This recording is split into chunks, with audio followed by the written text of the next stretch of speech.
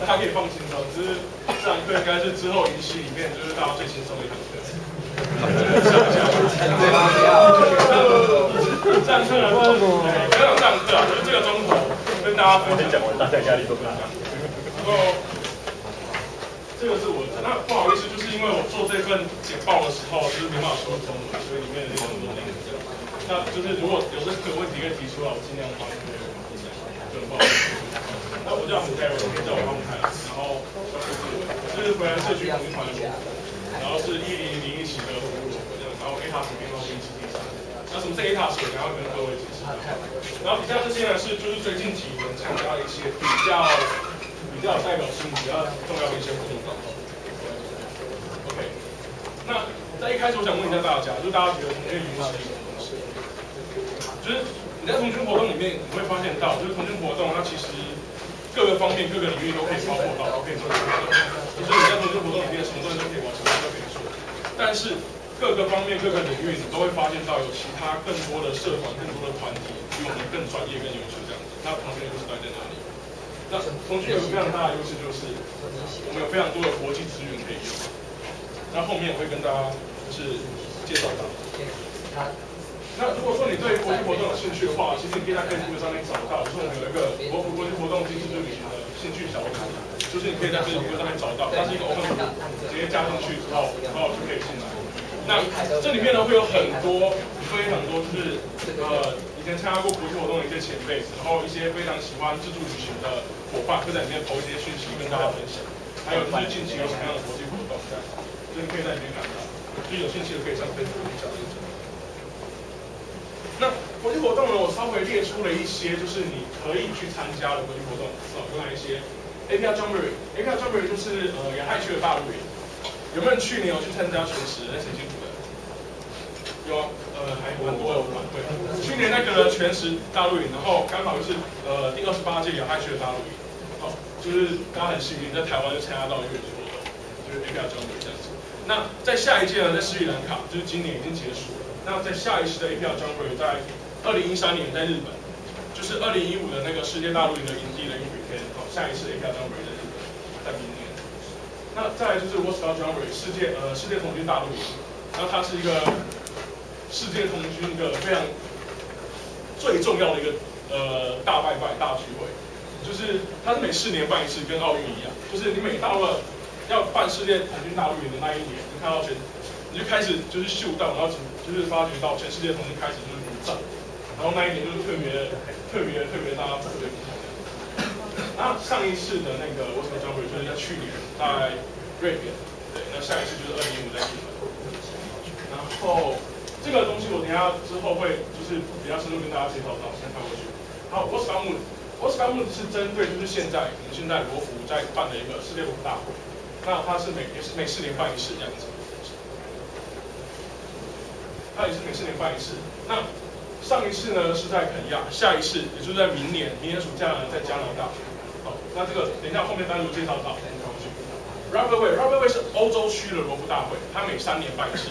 刚好今年 Rubberway 办在芬兰。好，那今天19号，台湾代表团昨天已经出发到芬兰去了。Rubberway 刚好从今天开始。然后 International Youth Gathering 这个是世界的青少年聚会，它很特别在哪里？我等一下后面再跟大家介绍，我有单独独立出来跟大家讲出来。然后还有 CJK Rock Scout Cooperative Club， 就是日本、韩国、台湾跟菲律宾4国的一个合作计划。这个部分我也单独拉出来跟大家介绍，所以后面再讲到。然后下面还有 ICSP 的部分 ，ICSP 是什么？就是我不知道各位有没有看过，就是以前最近好像没有，就是比较早期，大概5年、10年以前吧，美国的电影就是很喜欢拍那个美国一放暑假，然后就是家长就会把自己的小朋友，然后带到营地去，然后在营地里面生活1-2个礼拜。对，以前很多美国电影都会拍到。然后美国呢，他们每年暑假都会有都会有那个美国的夏令营，然后夏令营的营地呢，就会跟全世界去征召很多的国际辅导员、国际服务员到营地里面去。那目的就是希望这些美国小朋友、美国小孩可以跟这些就是来自世界各地的人做文化交流，然后来学习不同的东西，然后接触不同的文化、不同的人种这样子。那 ICSP 它其实算是，算是这里面门槛最高的一个活动，因为你必须先通过童军总会的考试。童军总会有6项考试，英文口试、英文笔试、中文口试、中文笔试、童军技能测验，还有英文的教案试教。必须通过这6个考试之后，他会再送你通过之后再送你的资料到BSA 美国童军总会。那美国童军总会呢会再审核你能不能过来。那如果 OK， 他就通知你，然后你可以过去美国，就是做国际辅导员这样子。那 ICSP 其实全世界很多人在抢，所以名额很少。为什么很多人在抢？因为 ICSP 跟其他的活动比较不同的是，它是有 pay， 就是它会有薪水给你，所以全世界所有人都在抢 ICSP 的名额。那 ICSP 名额非常好，非常少。台湾大概每年去的大概都只有个位数而已。对，所以门槛比较高。那它配的薪水就是当然看美东美西，就是物价的差别，所以稍微不一样。就是大概每个星期给你的。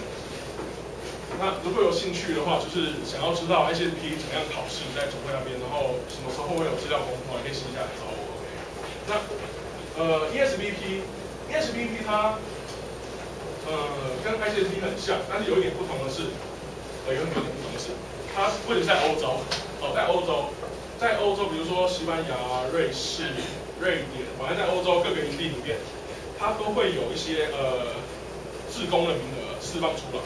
那它跟 ICSP 不同的是 ，ICSP 只有暑假，那 ESBP 呢，它是全年都有，所以你只要全年任何时间你有空，你就可以找到一个你喜欢的营地，然后你 send email 给他，然后问他说有没有缺人，他如果说 OK 有缺人，就买个机票飞过去，然后就是跟总会报备一声，他不需要考试。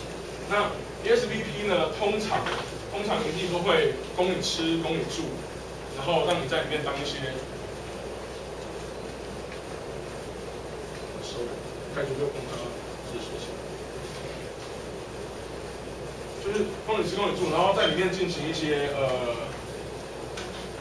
义工的工作这样子，然后可能有一些营地会给你薪水，但是要看营地的财务状况，通常不多。那我们不叫那个叫薪水，那个叫生活补贴。你知道在欧洲那边就是生活花费比较高，虽然它供你食宿，但是你周末假日啊，可能就是交通费或其他东西，它会稍微补贴你，但是要看营地的财务状况。那再来就是 API Conference， 就是亚太区的会议。亚太区的会议就是它通常会拟定一些议题，然后就是亚太区的成员国会派代表去参加亚太区会议。那这个就是人家会议的形式，就是去开会的。但是有一些人特别喜欢去开会，就是很喜欢去参加这种就是会议型活动。然后下面那个World Conference 就是世界型大会这样子，那跟亚太区大会差不多。只是它变成世界型。那在今年非常特别，今年联合国呢，针对环境保护议题，然后在今年暑假的时候，我记得是暑假初，详细日子忘记了，然后开了一个那个联合国代表大会，联合国会员代表大会。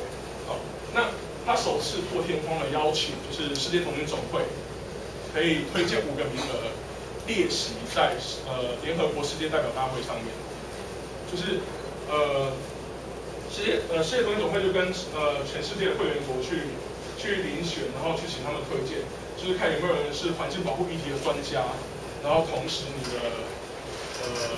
英文沟通能力还有其他的社交礼仪方面、国际礼仪方面各种能力都非常的突出的话，你就有机会就是代表世界童军总会去联合国的殿堂上面跟他们开会这样子。对，那你看现在就是连中华民国都还没有加入联合国，那你可以去联合国殿堂开会，你就加入童军的机会。然后下面那个是 ATAS Gathering，ATAS Gathering 就是它是属于 ATAS 的聚会。什么叫 ATAS 聚会？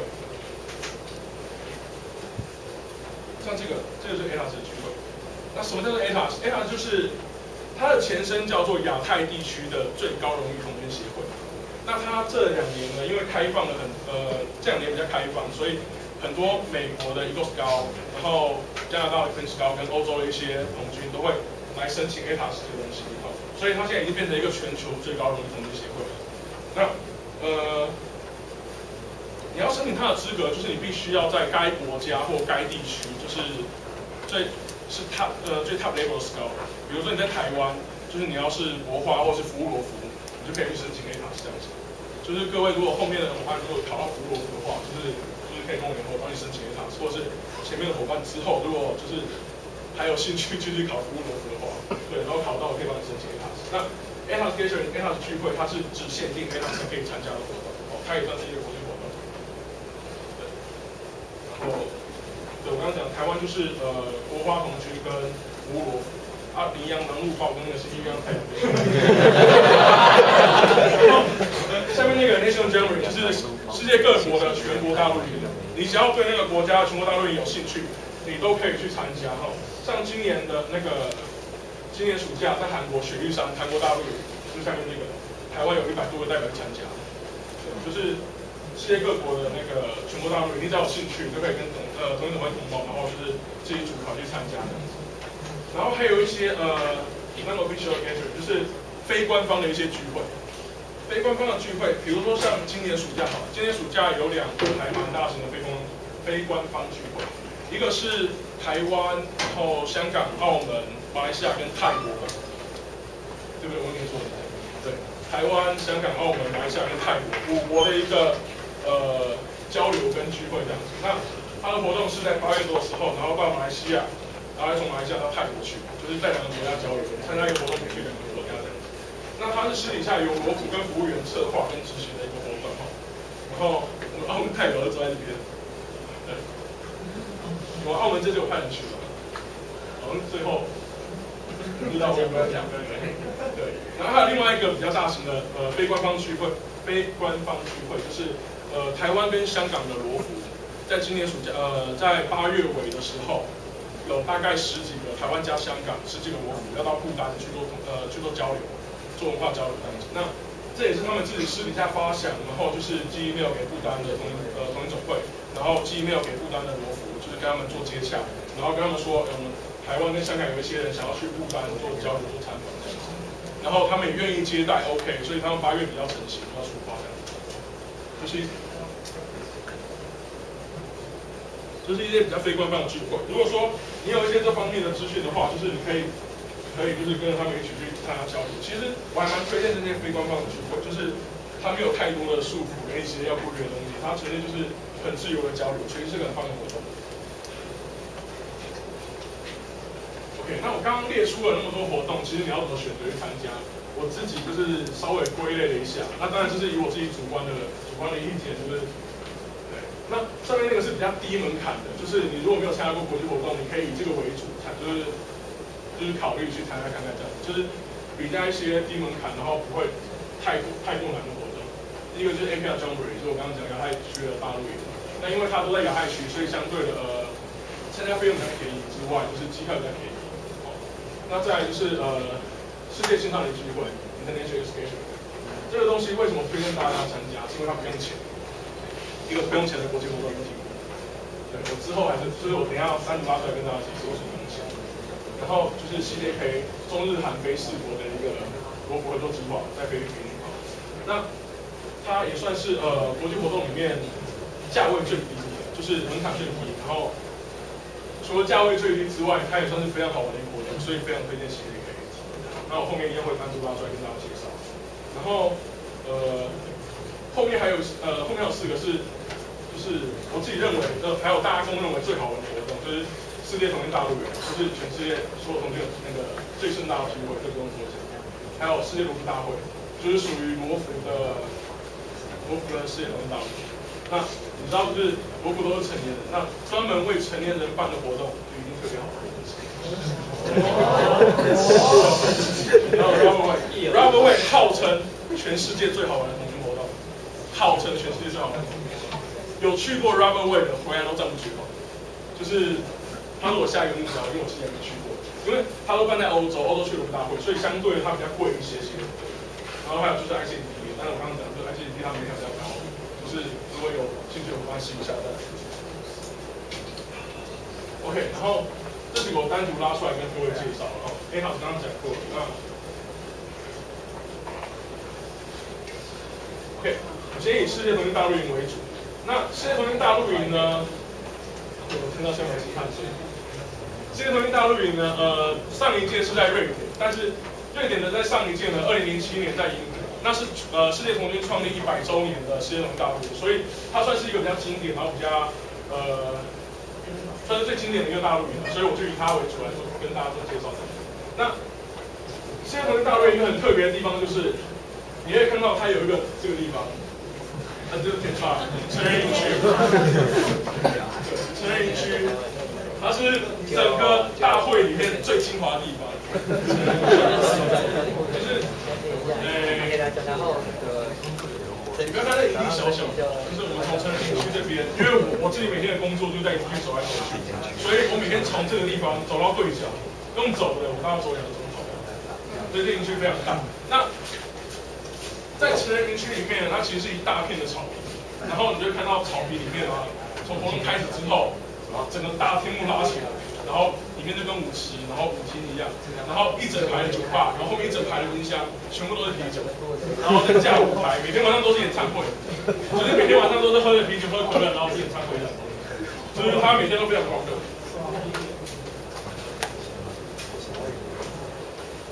OK， 这个是那个中华民国代表团的一本符号，然后这个是德国人的帐篷，因为它比较特别，所以放在给大家看一下。对，就是德国人每天都躲在里面喝德国啤酒。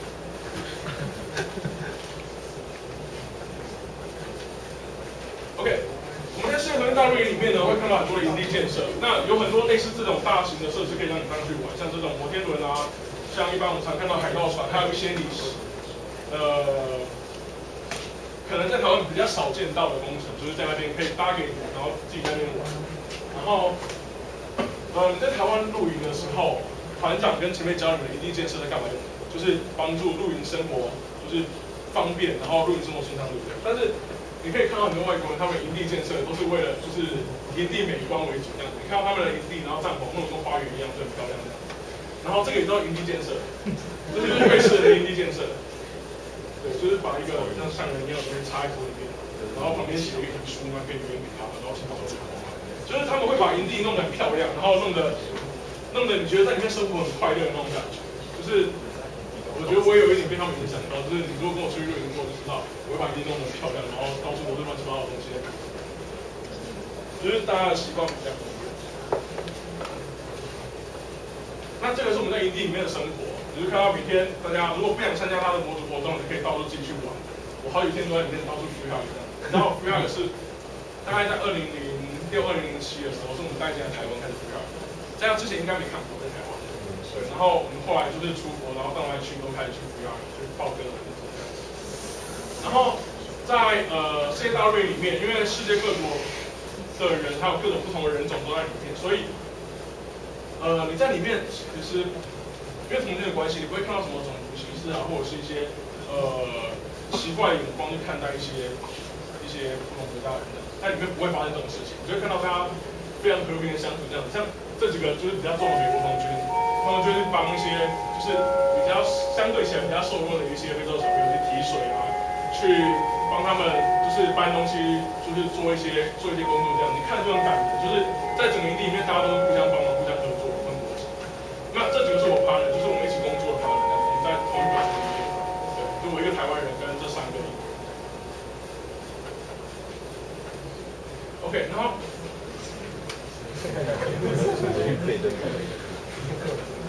你有没有听过雅虎开卖的广告？什么都有，什么都卖，什么不奇怪。世界童军大露营，什么都有，什么都换，什么都不奇怪。这个人他每天都就是站在营区门口，这明显是成人营区才有事情。他每天都站在营地门口，然后拿那个内裤，说是贝德堡穿过来跟大家讲话。我也不知道他哪里弄来的。然后你可以看到那个地方，因为很多人，全世界大概4万多个，将近5万多个是代表，所以那个整个交换服装跟交换东西的场景是一望无际的一整片，就是每天在里面晚上都很开心。就是很多人问我说，为什么你要花那么多钱去参加一个世界童军大会？就是你如果说你自己去那个地方旅行，你可能都不用花那么多钱，那为什么要花那么多钱去参加世界童军大会？就是你还不是住旅馆，还是去露营这样。但是我让你去过你就知道，就是你在那边每天都像一个嘉年华会，就是每天你一起床就很开心，然后就是到处都是你看拿着气球走来走去啊，然后大家聚会一起唱歌，然后每天都很像那种很盛大的嘉年华会，从第一天开始到最后一天结束，所以每天都过得很开心很快乐。就是我们在那边待了大概连会后旅行嘛，待了大概快1个月，就是觉得时间过得很快。就是每天都玩得很开心这样子。就是世界童军大会一个很特别的地方，就是它所有年龄层的童军都可以去参加，然后你可以在里面就是交流到很多不同年龄层之外，不同国籍之外，就是很多不同文化习惯都可以在里面一次的融合，然后一次的去体验到。我觉得这是一个很棒的体验，在世界童军大会里面。OK， 那下一个，这是我在阿拉伯的营地，这是我刚刚跟各位讲的不用钱的国际活动。为什么它不用钱哈？International Gathering 就是世界青少年聚会，它每年都会在中东啊，然后到北非，然后到西亚那一块地区，就是每年都有很多这种类似的聚会。那它为什么免费的让你去？我请问你想到中东，你会想到什么？石油啊？什么毒贩？你想到中东，你会想到什么？宾拉登。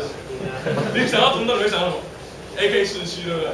就是全世界所有的我们对那个地方那一块神秘地区的认识跟认知，都是透过媒体去告诉我们的。那媒体被什么控制？媒体被世界列强，就是强国给控制。所以就是一般人要接触到那个地方的讯息，都会被一些媒体的讯息给完全的就是植入脑袋里面，所以觉得他们去逛街就是带 AK-47去逛街这样，然后送小孩去上学，可能口袋会有手榴弹，其实。他要让世界各地人觉得说，其实中东不是中东，就那个地区的人，他其实不是那么的好诈，不是每个人都是宾拉登，不是每个人都会劫机，他要表现出他非常的 friendly， 他非常的友善，所以每年就是那个地区的，就是政府都会轮流，就是花钱去请世界各地不同地方的代表到这个地方来，看看我们是怎么生活的，我们生活环境是怎么样子。我们上街买菜不会带手枪，就是我们是一个很和平的世界这样子。然后你可能在纽约每天都有抢案，你可能在意大利每天都有有人东西被偷，但是在这个地方其实生活没有那么乱，其实非常和平的这样子。他为了让其他人就是认识跟了解这个地方，不要被媒体的资讯所蒙蔽，所以他每年都补很多钱，就是办这个活动这样子。那在座有没有男生的请举手一下？对，男生，应该都不是男生啊。来，24岁以上的请放下。那这些人都有机会可以去参加，好不好？他虽然是免费的，但是他有一些限制。第一个限制就是男生，女生不能参加，因为在那个地方女生比较不方便。那第二个限制就是你必须在23岁以下。对，那这个是我今年2月的时候去阿拉伯，就是带我们到阿拉伯去参加。那我们就在沙漠里面露营，那这是我的帐篷，这很明显是我帐篷的事情。然后它里面可以住3个人，然后我的室友一个是 Georgia， 然后一个是凯亚，然后我们住在里面。那因为在沙漠里面，每天下午都会有沙尘暴，都很大的风，帐篷就变这样。然后每天下午晚上活动结束，我要回帐篷，我再从沙子里面把我背包或东西搬出来，就变这样，就是所有东西都被掩埋，就是每天回去就开始挖东西的。然后看我钢杯还在不在，我的水壶还在不在，都在沙底下。然后不知道大家看不看得清楚，这里面是床，就是你在沙漠露营的时候一定要睡在床上。为什么？因为你在沙漠里面可能会有蛇啊，然后蝎子啊、蜥蜴，对，所以一定要睡床上。然后这个是就是我们在阿拉伯展示台湾的东西，台湾的一些文物啊跟台湾的东西。OK， 然后你知道在沙漠电源很珍贵的。每天只要进去 presentation， 然后看到有电源的地方，所有电源操作都变这样子，就是能叠的一直叠上，一直叠上，一直叠上。对，这里面包含了大概韩国的，然后柬埔寨的、台湾的、香港的，全部一起充电这样子。对，因为在沙漠里面电源很珍贵。那这个是阿拉伯的下一任国，然后你看到这个会场，就是我们在会议的会场，它其实世界青少年聚会呢，它每年都会定一个主题。那个主题就是你会事先做功课，然后针对那个主题做一些研究，然后去那边去开会，去分享自己国家的状况。那以往呢，它的主题都是定在文化交流啊这方面的东西。今年比较特别，它今年的主题是放在养体后可以说，就是在台湾讲叫自强童军，就是身心障碍者参与童军活动的部分。你要怎么样协助身心障碍？你要怎么样协助身心障碍者去参与童军活动这样子，对，然后就是进行很多的会议这样子。那你知道阿拉伯人他们姓阿拉，所以就是时间到了，我们在开会，开到一半在后面跪起来，然后再拜，所以每天都有非常非常多的 feedback。OK， 就是我们在营地的一些活动照片，就是 workshop， 他教我们怎么用灭火器啊，然后怎么做生化管理之类的东西，跟一般的活动差不多。OK， 然后这是活动的一些照片，然后我们在沙漠里面游泳、飙沙，然后去小岛玩骑骆驼、玩小鸟，然后到一些很特别的地方去参观这样，然后就拜访。OK， 因为时间不够，后面都比较重要，都已经跳过。有去过CDK可以举手一下吗？这边有去过吗？没有。CDK 这种精华的活动，我刚刚说 CDK 是我最推荐的一个活动的原因，是因为除了它便宜之外，它非常好玩。为什么非常好玩？因为在 CDK 里面呢，4个国家的罗浮，就是每天你都住在一起，所以每天的交流，就是你睁开眼睛看到他，闭上眼睛之前你看到他，就是每天交流都会非常的密切，非常的就是大家生活都在一起。那 CDK 其实有2个很重要的主题，一个是学校服务，一个社区服务。这是学校服务的部分，这是台湾的教案，就是我们教他们怎么做资源回收。然后我在 CJK 负责是日本的教案，就是教他们刚刚讲逃犯的故事、文化交流跟折纸鹤，就是写一些那个他们的心愿，然后希望他们实现折纸鹤这样子。对，然后上面这张照片有得过那个就是亚太区摄影展，这是我们在学校服务的部分，还有社区服务的部分这样子。那每天晚上呢，各国的国服都会准备一些就是当地特别的餐肴。然后就是给大家吃，这样就是一些各地特色的东西，像台湾可能准备炒米粉啊，然后贡丸汤圆之类的。那当然就是这是一个成年人的活动，所以每天晚上都会有国际之夜。对，就是这个很明显是日本之夜。然后我们的正道哥他现在在隔壁睡觉，就是他非常受我们韩国男生的欢迎。那CJK呢，除了学校服务、社区服务这些主要的项目之外呢，通常会留下来会后旅行。那会后旅行其实我们去了很多地方，这2个是比较代表，一个是去泛舟，我们台湾的泛舟是由上游往下，菲律宾泛舟是由下游往上。然后会再一个就是看起来会有10人约那种热带地方泛舟。然后后面的时间我们就跟韩国人住 VR， 这种 VR 游泳池。那这就是CJK，如果有兴趣的话，对，明年要报名的快来找我。那因为 CJK 它是5年签一次约，那今年是第2次约的第4次，也就是第9届，所以明年如果不签约的话，可能明年就最后一届了，所以请大家把握机会。OK， 这是我今天要跟大家介绍的最重要的东西，就是世界罗浮大会。世界罗浮大会呢，上一届在肯亚，那下一届就在明年在加拿大。那什么叫世界罗浮大会？这个是我从官网上解释下来的，你可以不用看它，跟我讲就好了。它就是让一些就是成员会员国的罗浮有一个交流，然后这些成年人有一个交流跟文化体验的一个机会，然后让你的国家可以趁这个机会在世界上就是发扬光大，宣扬你的国家。那世界罗浮大会会有哪几种人去参加？第一个是参加人员，就是各位18到25岁的罗浮，只要成年人都可以去参加。然后志愿者呢，就是比如说你现在没有工作，或者现在有空，你可以到营地去开始帮忙工作，帮忙除草，帮忙砍树啊，帮忙搭东西，一直到活动开始。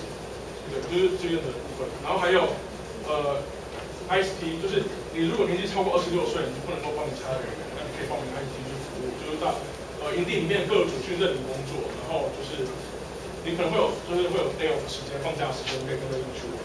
然后还有就是代表团队的部分。那世界罗浮大会呢？这一次的2013年的世界罗浮大会，这是它的一个活动的规划。前面2天的时间呢，就是你会在主营地里面，就是进行opening ceremony， 就是开幕式，然后会有小队会议跟 workshop 一些模组的活动，还有技能训练，还有一些会议这样。那你可以在那2天的时间里面，在营地去准备你接下来要挑战的东西、要旅行的东西、要冒险的东西，这样进行前面2天的就是大家的认识跟准备这样子。那后面的3天呢，会有50% 的伙伴，50% 的罗浮，就是到多伦多、蒙特楼跟魁北克去进行城市参访跟城市旅行。有3天的时间，让你在这3个城市，就你可以选一个，然后去那边去体验当地的城市跟当地的一些 NGO 组织做合作这样子。然后后面1天的时间就是整天都是文化交流、文化活动。那后面的3天呢，就是换后面的50% 的人去这3个地区去体验，然后前面这3个地区就留在营地。他留在营地干嘛呢？他营地里面有很多的设施跟活动，包括户外体验的活动跟一些攀岩啊、爬树啊、换手就是之类的一些户外体验的活动，在加拿大比较有名的特别活动，可以在营地上现场。最后2天的营地呢，所有人会拉到一个叫做就是美容营地。那最后2天的时间，大家到美容营地去做最后的分享交流，就是分享这几天做了什么东西，发现什么东西，然后在那边进行闭幕式。那美容营地呢，最后2天的这个营地，它号称是加拿大野生动物的一个王国，就是它是一个非常非常棒的营地，就是如果有机会去的话，可以去到这边，就是非常幸运的事。那当你报名了世界萝卜大会之后呢，就是你有2个东西要选择，第一个是路线，它有4条路线可以让你选择。那4条路线我忘记了，你看后面影片会提到。然后你会选择，就是刚我说的那3个城市，你会选择1个，然后去那边做交流参观这样子。那当你选择完这2个之后呢，大会会帮你配对，就是会找8个来自世界各地不同地方的人帮你配对，然后组成一个小队，然后你们这个小队呢，在行前要透过 Facebook、Skype、Pro 任何东西、任何方式，你们要自己去开会、自己去协调，去想说你们在这营期里面你们要做什么东西，然后玩什么东西，去什么地方，干什么事情，反正任何的东西你们自己安排，就是跟你自己国际小队对伍。所以整个世界萝卜大会是你飞到加拿大的开始吗？不是哦，可能前半年就已经开始了，就是你可能如果你要去的话，你明年1整年的时间都会被就是世界萝卜大会给占领。然后活动结束之后，你就觉得这1年过得很舒服。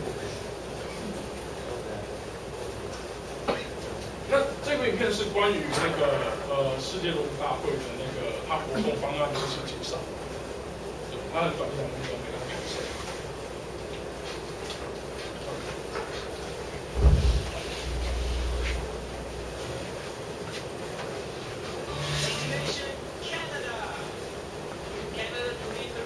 Is the discovery of a culture that's both modern and traditional. Canada is a huge territory that includes vibrant cities and vast natural landscape. Canada is one of the largest freshwater resources in the world. Clean water, its preservation and accessibility will ensure the good activities. Mood Canada 2013 will be held from August 8 to 18, 2013. It will be an entirely new kind of scouting event that will allow a tailor-made experience. Participants will choose between 4 paths: life, culture, eco-responsible, and adventure. Then, they will choose one of 3 cities for their urban experience: Montreal, Toronto, or Quebec. During welcoming activities, participants will have the chance to visit Canada's capital, Ottawa. Then, they will head to base camp for the opening ceremony.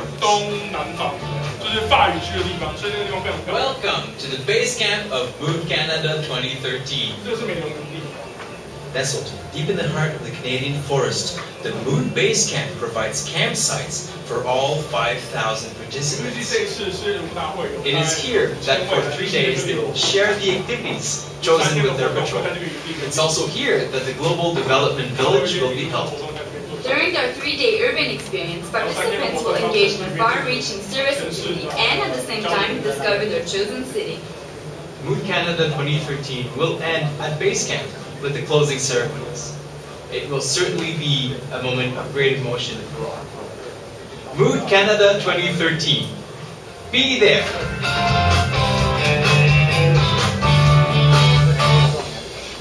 OK， 接下来下一个，这个就1分多钟，这是整个大会影片哦，大家就是最后给大家看一下，就1分多钟。After Switzerland, Mexico, Taiwan, and Kenya, now Canada.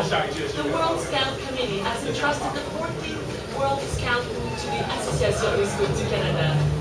This adult equivalent of a jamboree is an international gathering of scouts between 18 and 25 years of age.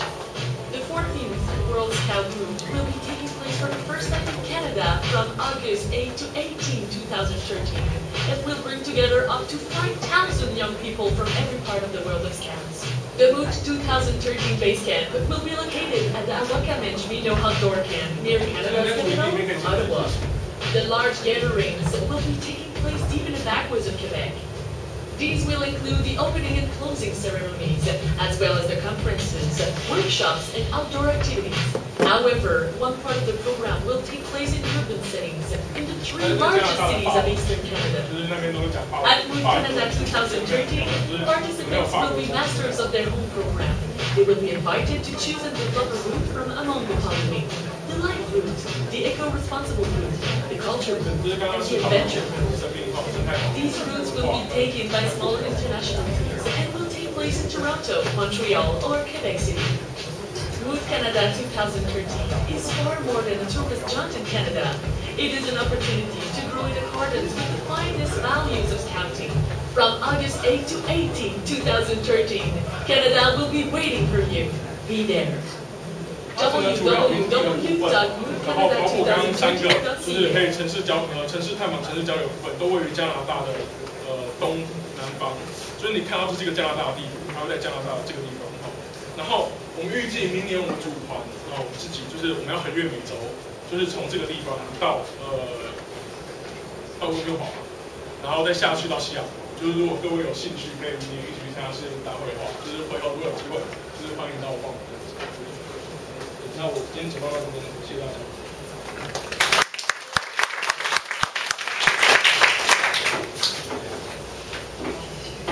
有没有问题要问的？